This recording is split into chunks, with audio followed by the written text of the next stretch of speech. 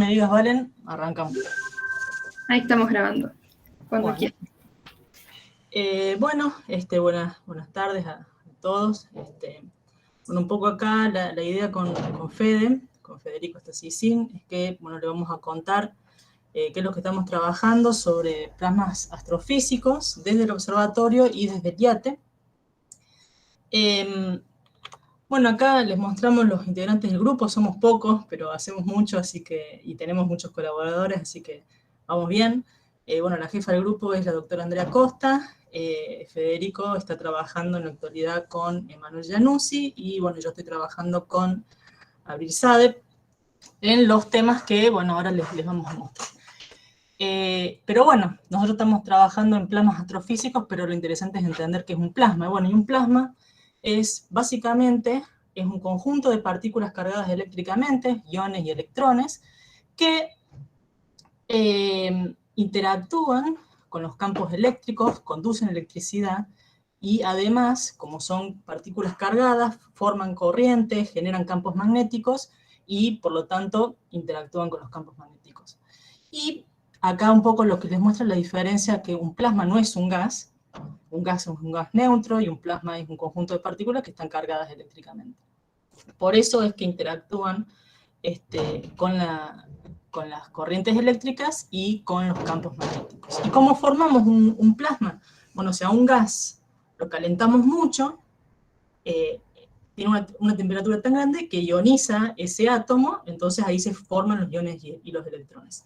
Pero también yo puedo generar plasma aplicando una diferencia de potencial. Eso también va a generar que los átomos se ionicen.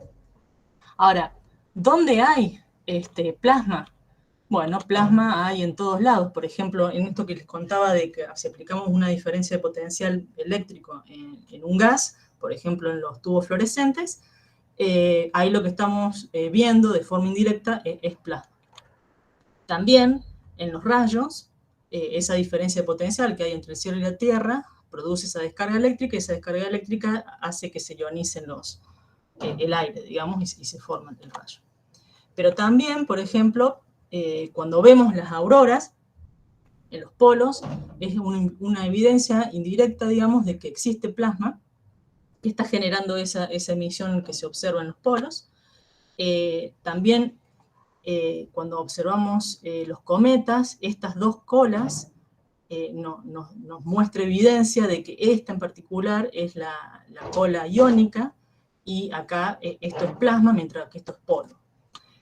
Y un poquito más lejos, pero bien cerca, nuestro Sol, que básicamente es una bola de plasma. Y como contaba Laura hace un rato, los que estudiamos física solar, analizando los diferentes filtros en el Sol, lo que hacemos es estudiar las diferentes capas del Sol, y bueno, y así inferir, y así estudiar la dinámica de ciertos procesos que, bueno, les voy a mostrar ahora un poco. También donde hay plasma, más allá, a otras escalas, en las nubes moleculares, podemos ver aquí lo que está pasando es que una estrella está naciendo, y cuando nace esta estrella genera estos chorros, y como estos chorros están altamente colimados, se piensa que hay campos magnéticos acá y que hay plasma. Pero también, como nos va a mostrar Fede, en las galaxias también hay campos magnéticos y hay plasma. De hecho, el 70% de la materia bariónica está en forma de plasma. Ahora, ¿cómo lo estudiamos nosotros en el grupo? Los estudiamos a través de simulaciones numéricas, donde evolucionamos con métodos numéricos las ecuaciones de la magnetohidrodinámica, que vemos aquí como la densidad esta de partículas cargadas, podemos ver su evolución, ven acá, son ecuaciones diferenciales en derivadas parciales. También podemos saber cómo evolucionan la velocidad de ese plasma a través de las fuerzas. Acá tenemos la fuerza de Lorentz. Ese plasma también lo podemos pensar como un gas que tiene una cierta temperatura, y el gradiente de la presión, recuerden que la presión es nkt, estos gradientes producen fuerzas, y si están en un campo gravitatorio también produce una fuerza sobre ese plasma y va a hacer que se mueva de una determinada manera. Entonces eso es lo que estudia esta ecuación, cómo cambia la velocidad en función del tiempo, la evolución de la velocidad. Pero también podemos estudiar la evolución de la energía, la evolución de los campos magnéticos, siempre teniendo en cuenta de que no pueden existir monopolos magnéticos. O sea, ahora los chicos que ya han hecho electro y los que lo están por hacer, ya se van a ver familiarizados con estas ecuaciones, que es una combinación de las ecuaciones de Maxwell con las ecuaciones de fluido de Navier-Stokes. Entonces, lo que nosotros hacemos numéricamente, como estas ecuaciones están acopladas, es resolverlas numéricamente, porque encontrar soluciones analíticas de estas ecuaciones se encuentran, pero en casos muy sencillos, y bueno, la vida no es sencilla. Entonces, la mayoría de los casos que estudiamos tenemos que sí o sí valernos de las simulaciones numéricas. Entonces, desde la física solar, lo que hacemos, por ejemplo, es simular eyecciones coronales de masa. Acá lo que les muestro es el Sol. Acá el Sol está tapado por un coronógrafo. Acá estaría el disco solar, y fíjense cómo está saliendo eyectado esta masa coronal, lo cual nosotros con Abril simulamos las deflexiones de estas eyecciones coronales de masa. Vemos acá cómo se forman estos globitos que salen. Bueno, esto es lo que estamos trabajando con Abril. También con Abril y otros colaboradores lo que hemos analizado es las imágenes de estas eyecciones coronales de masa, tratando de entender por qué se desvían de su dirección radial. Fíjense que sale hacia esta zona, pero luego se va hacia el ecuador. Y lo que hicimos fue analizar muchos eventos para tratar de alguna manera estadística, tratar de entender cuáles son las razones físicas que producen estas deflexiones. También hemos estudiado ondas Moreton. Las ondas Moreton son estas ondas que se dan a nivel cromosférico. Este es el Sol. La cromósfera es parte de la superficie solar. Fíjense que acá hay un evento muy explosivo y que genera una onda de expansión tan grande que fíjense de que llega hasta los polos, ¿no? O sea, es muy energético. Y fíjense acá, bueno, acá también las Moreton nos producen las eyecciones coronales de masa. Fíjense acá el globito cómo sale, pero esa onda de expansión también repercute en la cromósfera, en la superficie solar, y forman las ondas Moreton, que es lo que nosotros tratamos de reproducir con las simulaciones magnético-hidrodinámicas. También estudiamos oscilaciones en arcos coronales. Fíjense, acá tenemos estos arcos, que básicamente es como un lóbulo de un dipolo magnético, así que acá esto es evidencia de que hay campos magnéticos en el Sol. Y lo que nosotros hacemos es estudiar numéricamente, dadas perturbaciones externas al arco, cómo estos arcos oscilan, y de esa forma somos capaces de inferir parámetros del plasma, como la densidad, temperaturas, campos magnéticos, que como no podemos ir al Sol a medirlos, las simulaciones numéricas nos ayudan y las observaciones nos ayudan a inferir esos parámetros. Y creo que por último, en lo que hacemos en física solar, estudiamos este descenso de flujos oscuros. Fíjense acá cómo hay unos flujos oscuritos que descienden hacia esta zona de esta arcada coronal, que acá también se ve cuando uno hace diferencias de imágenes, se ven como más claros estos renacuajos que se llaman en literatura, y que nosotros a través de las simulaciones tratamos de emular con este tipo de deposiciones de energía. Y ahora, perdón, y me quedó esto de los jets protoestelares, que, bueno, ahora a una escala más lejana. Bueno, como les decía, acá lo que está naciendo es una estrella. Acá tenemos el disco de esta protoestrella, y por conservación de momento angular se generan estos chorros de material que presentan estos nudos. Acá los vemos en esta longitud de onda H-alfa. Se ven acá el bow shock, que es esta parte acá principal, y luego estos nuditos, y nosotros a través de simulaciones también tratamos de entender por qué se forman estos nudos. Acá tenemos el bow shock, y estas partes amarillas acá en densidad nos está hablando de esos nudos que se propagan en el tiempo. Así que ahora le paso la posta a Alfredo. Gracias, Mari. en el mismo sentido que estaba contando la Mari, medio que se unen diferentes niveles de escalas en los plasmas.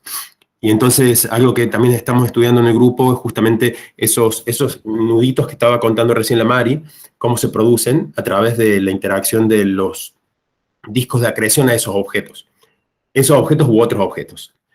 Entonces, bueno, básicamente acá les estoy mostrando un par de ejemplitos donde hay algunos, la que le llamamos muestra control es una que no tiene campo magnético, ¿está bien? Que no generó un outflow, no generó un shock, pero podemos ver cómo es el disco de acreción en ese sistema, digamos, donde vemos que se van formando esos como mini brazos tidales que hacen que pueda caer material al centro en este caso son dos binarias, son dos agujeros negros binarios. Y cuando ponemos diferentes modelos de campo magnético, que son las otras tres figuras, vemos que algunos casi no hay ninguna diferencia, a lo mejor en el disco, como puede ser el de eta igual a 10 a la menos 3, o bueno, o un eta dinámico. Hay otros que sí hay diferencias apreciables, pero lo importante en todos estos casos es que se genera un jet, que es lo que sí observamos en las observaciones, valga la redundancia. Entonces, bueno, la idea es intentar linkear esos dos efectos. Todo nuevamente a través de simulaciones. Lo que sí realmente une el grupo es la parte simulística, por así decirlo. En la próxima,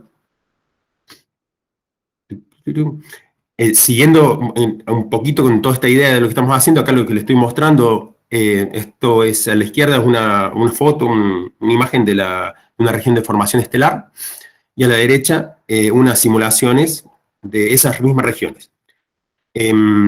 El tema que uno tiene, una pregunta abierta en la astronomía es justamente cómo se forman las estrellas. O sea, uno sabe más o menos que va a haber un proceso de pérdida de momento angular que va a hacer que el material se condense hasta el nivel necesario donde puede empezar a producirse la fisión. Pero la fusión, perdón, de vuelta. Pero el problema es que aquí tenemos mucha física involucrada. Tenemos la física del gas ese, que ya no es un gas pristino, tenemos los campos magnéticos que van a prevenir ese colapso o lo van a ayudar. Es por eso que también haciendo este tipo de simulaciones nosotros podemos ver la cantidad de protoestrellas que se generan, que en particular en el video, si llegan a alcanzar a ver un poquitito, van a ver que hay de repente unos puntos blancos que se generan, que por ahí pueden salir... ahí hay una nubecita que está generando varias protoestrellas. Entonces, viendo cómo se generan, en dónde se generan, podemos también saber, de vuelta, comparando con las observaciones, cuál de todos estos modelos son los más adecuados de lo que está pasando allá. ¿Está bien? Que no podemos ir a medir esos lugares, ese es el problema.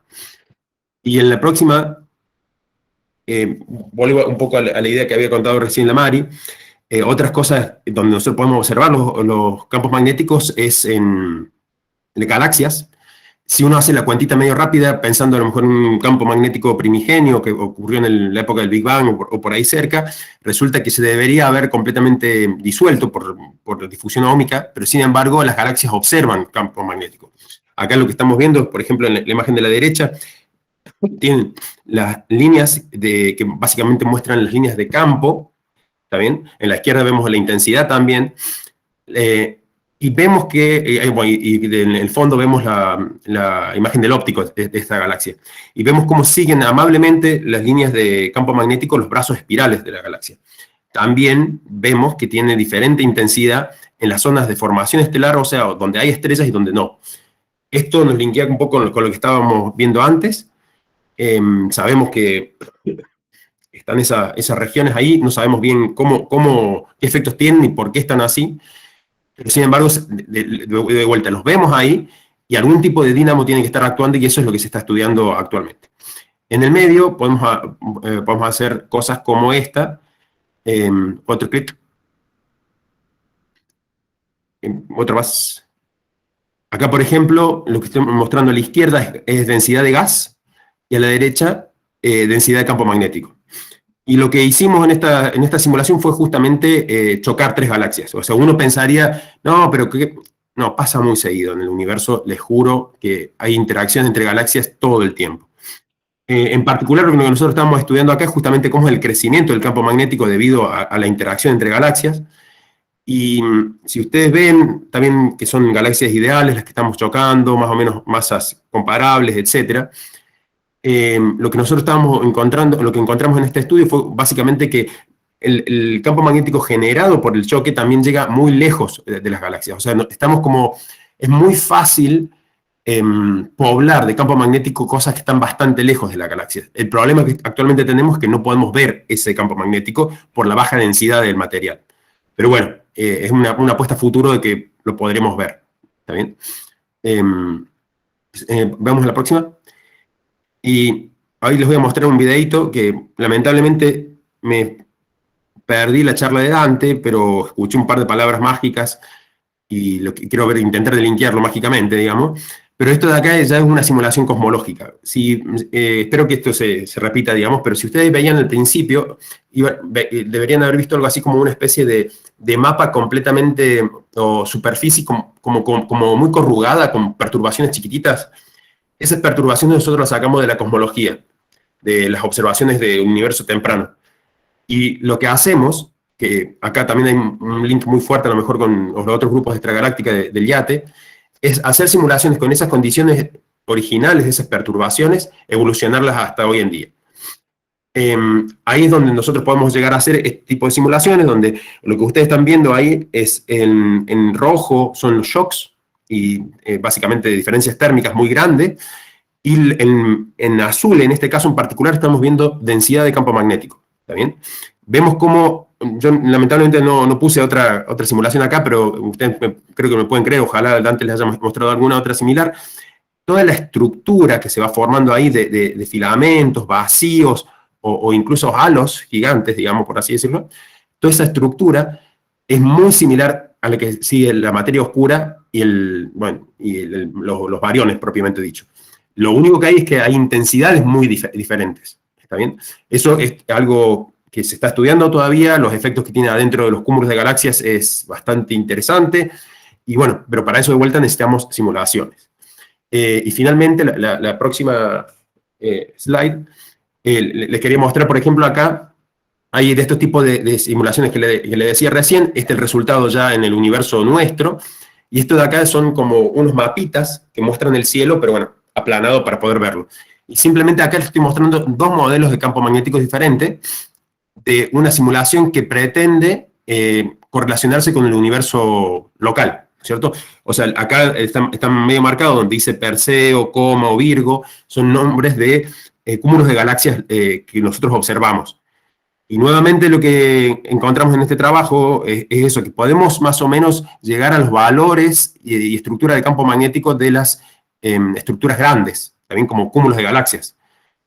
Sin embargo, toda la estructura esta que existe, digamos, depende mucho del modelo y podemos ver, como por ejemplo en la izquierda, toda la estructura filamentosa o los vacíos, que también se ven en ambos, ¿no es cierto?, pero marcados de forma diferente. Y eso depende mucho de la física que estamos metiendo atrás de cómo suceden estas cosas. Así que, bueno, eso es más o menos lo que estamos trabajando. Tenemos otras herramientas, como por ejemplo el próximo plot que le estaba mostrando ahí es una función de correlación, que se pueden hacer estas cosas. Trabajo de vuelta con mucha estadística y herramientas que se utilizan mucho en el grupo de estructura en gran escala.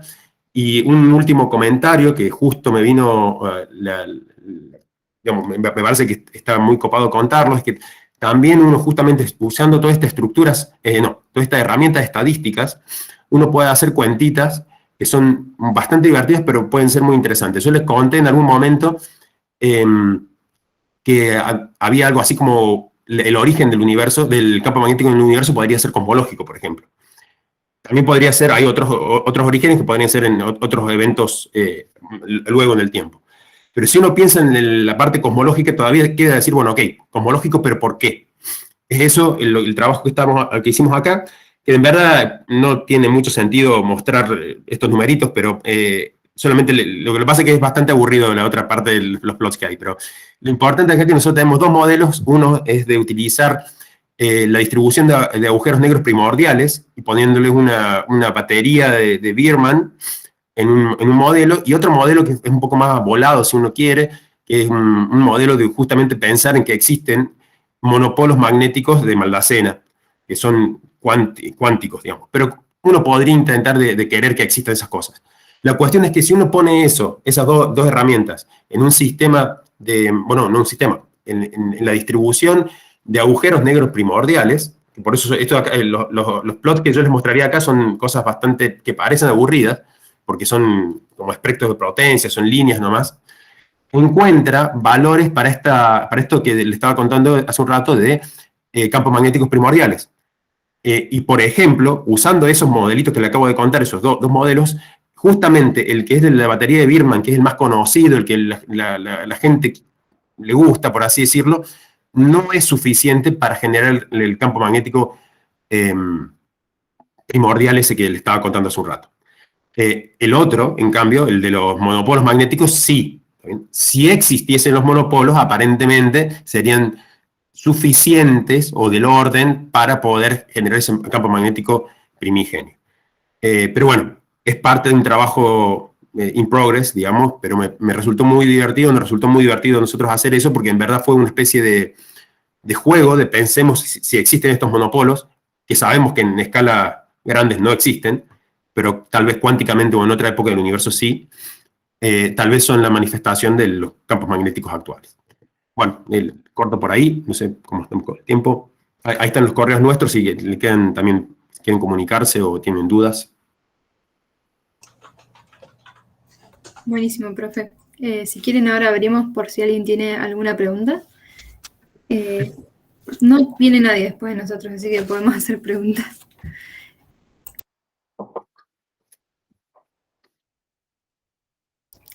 Yo tenía una, igual, le pregunto. Cuando dijo que... A ver, la anoté para no olvidar. Cuando dijo que chocaban las galaxias y esto generaba, por ejemplo, cuando hizo esa simulación de que chocaban las galaxias y mostraba el campo magnético que generaban. Sí. ¿Este campo magnético puede influir a alguna otra galaxia que esté cercana a esas dos que están colisionando, digamos? Y, digamos, o sea, influir. El tema, bueno, este es un caso muy particular, eran 3 galaxias aisladas, ideales, digamos. Los valores conocidos de campos magnéticos en las escalas que nosotros estamos viendo en una galaxia, por ejemplo, no son, o sea, la fuerza de Lorentz que generan es muy chica, o sea, no van a influir en el sentido dinámico, si era por ese lado la pregunta, ¿está bien? Claro. El tema es que pueden influir en el sentido de que son semilla para procesos de dínamo en escalas mucho más chicas, y donde sí es importante es, por ejemplo, en los procesos de formación estelar que contábamos hace un rato, ¿está bien? En ese sentido se necesita eso, digamos, porque uno sabe que las estrellas son magnéticas y que hay estrellas magnéticas de diferente clase y demás. Entonces, el tipo de estrella y la forma en que esté magnetizado el medio en esas escalas, obviamente que tiene que haber sido poblado de alguna manera. Este podría ser un método, también así como yo estaba hace un rato hablando de un método primigenio, ¿no? Esto podría ser otro método para sembrar ese campo magnético, que luego lo veremos cómo sigue evolucionando en cosas como estrellas o el Sol, como mostró la Mari, ¿cierto? Bien, gracias. Acá en el chat preguntan a qué se refiere cuando dice galaxias ideales. Que cuando vieron el video que yo les mostraba ahí hace un rato, más cosmológico, ahí cuando uno se generan esas condiciones iniciales y uno empieza a hacer que el universo crezca, se generan en la evolución de estas perturbaciones, estas estructuras, luego va a haber primero unos halitos, que nosotros les llamamos así, que van a ser básicamente estructuras donde van a estar las galaxias, y las galaxias en general tienen una vida bastante complicada. Van a tener interacciones todo el tiempo, van a tener... se van a comportar en grupos a lo mejor o no, o lo que sea. Entonces, en general, una galaxia que, por ejemplo, durante mucho tiempo fue un problema que tengan disco. O sea, ¿cómo generar de una simulación? O sea, uno podía hacer una galaxia aislada, ponerle un potencial gravitatorio, ponerle gas y estrellas o lo que sea, y se generaban discos bastante bonitos, algunos no, lo que sea, con los brazos espirales como la que vimos ahí cuando yo le estaba mostrando el campo magnético. Pero eso era aislada. La fracción de galaxias con disco, fracción de galaxias elípticas o fracción de galaxias que salgan de una simulación como esta que le estoy mostrando ahora, que es una simulación cosmológica desde cero, no fue algo que se haya conseguido fácilmente. ¿Está bien? Ahora se consigue, ¿está bien? Justamente con todos los modelos que uno tiene que poner adentro. Pero en general, las galaxias no son tan bonitas como las que yo a lo mejor le estaba mostrando recién cuando hice el choque. Yo ahí hice el truco que le estaba contando. Uno pone un potencial, que es casi teórico, en verdad estoy utilizando Dark Matter, pero es casi teórico, digamos, porque uno lo pone bien a mano, es bonito, tiene un disco bonito y va a tener unos brazos de espirales hermosos. Pero por eso es ideal, porque yo generé eso de ahí, no de la vida real, que puede ser bastante más complicado. En ese sentido ideal. ¿Sí? Gracias, profe.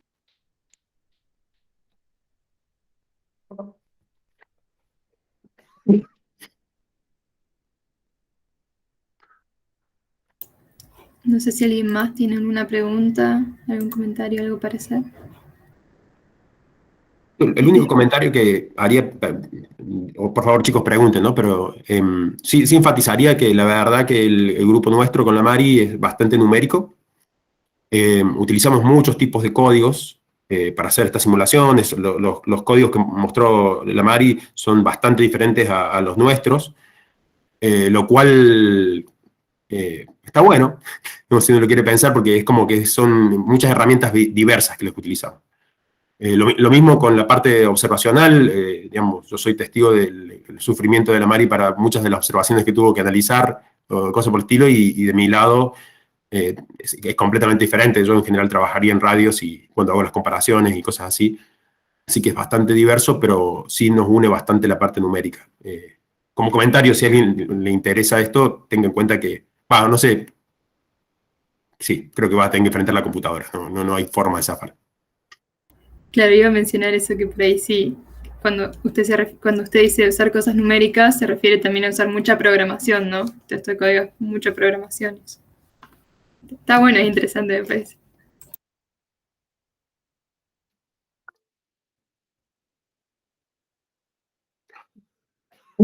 Ahí están preguntando por el monopolio de Maldacena. Maldacena es un físico muy renombrado argentino, que ahora creo que está en California, no sé, no sé dónde está. Mari, no sé si vos sabés, o alguno de los chicos sí sabe un poco más de la historia de él, porque yo sé que se relaciona mucho con FAMAF, pero no sé si es que estudió en FAMAF o simplemente lo llamaron así, digamos, no sé. O sea, mucha gente de FAMAF lo quiere mucho, por eso, pero capaz que porque es argentino, no sé. Bueno, y la cuestión es que hay un par de conjeturas de Maldacena que son bastante conocidas, etc. Y bueno, en particular sacó un paper hace un año que justamente planteaba de la existencia de monopolos magnéticos, pero a nivel cuántico. Perfecto, claro. Gracias, Dante. Claro, exactamente, viene por ese lado, pero entonces hizo desde su aporte de decir, bueno, podría llegar a existir un elemento, o sea, una partícula, monopolo magnético, digamos, y bueno, yo la verdad justamente la parte así básica de dónde sale, por qué lo justifica, no lo entiendo. O sea, lo reconozco, no lo entiendo. Nosotros tomamos la idea, los valores de la densidad de monopolos en la época de la recombinación, que es lo que nosotros necesitábamos, y dada la existencia, hicimos el trabajo ese que les contaba de calcular, dada una población de agujeros negros primordiales, cómo se comerían diferencialmente, por así decirlo, por un efecto de Poisson, monopolos, o sea, caerían adentro del agujero negro, ¿no? Monopolos positivos y negativos. ¿Está bien? Pensando que originalmente los monopolos eran homogéneos. Entonces, por ese efecto de Poisson habría una diferencia de monopolos positivos y negativos en el espacio que generarían los campos magnéticos que observamos hoy en día. También esa sería más o menos la forma en que nosotros trabajamos de la generación de campo magnético a través de los agujeros negros primordiales. ¿Está bien?